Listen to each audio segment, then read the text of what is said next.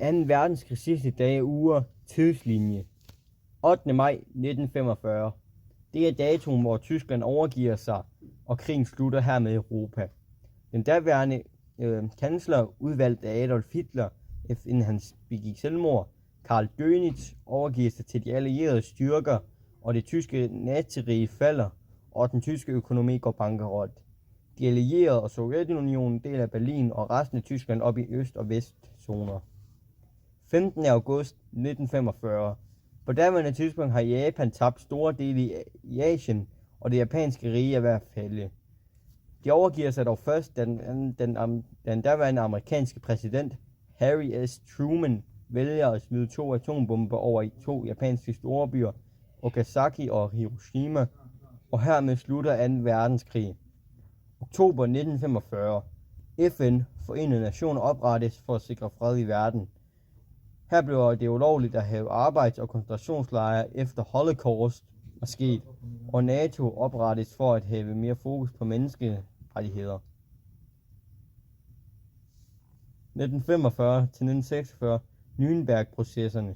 Nazistiske officerer og ledere og højt rangerede nazipartiet blev dømt for krigsforbrydelser og henrettet. 1947. USA hjælper Europa med Marshallhjælpen for at genopbygge efter krigen. De giver altså penge til lande, som er blevet hårdt ramt økonomisk efter krigen. 1948 til 1949. Berlinblokaden. Sovjetunionen prøver på at stoppe forsyninger til Vestberlin, heriblandt med at tilslutte stormen til hele Vestberlin. Amerikanske flyvere prøver på at eskortere så mange østberliner ud af landet som overhovedet muligt. 1949. Tyskland blev for alvor delt i 2. Nye grænser blev lavet. Berlin blev delt op i 2 nye grænsesektioner, og nye og mere strenge grænsepolitik blev oprettet. Og nye styrer blev oprettet, heriblandt det vesttyske styre støttet USA, og det østtyske kommunistiske styre DDR støttet af Sovjetunionen. Robert Oppenheimer og atombomben. Robert Oppenheimer var en amerikansk forsker, der opdagede, at man kan spalte atomer og kan genbruges til en superkraftig bombe. Det var ham, der oprettede atombomben.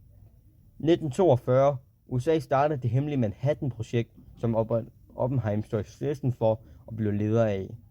16. juli 1945. Første prøvesprængning Trinity-teksten i New Mexico, USA. Bomben virker, og den succes. 6. august 1945. Harry S. Truman giver grønt lys til, at de amerikanske militære skal kaste den første atombombe over Hiroshima. 9. august 1945. Den anden bombe blev kastet over Nagasaki. 15. august. Japan overgiver sig, og 2. verdenskrig slutter helt. Slut.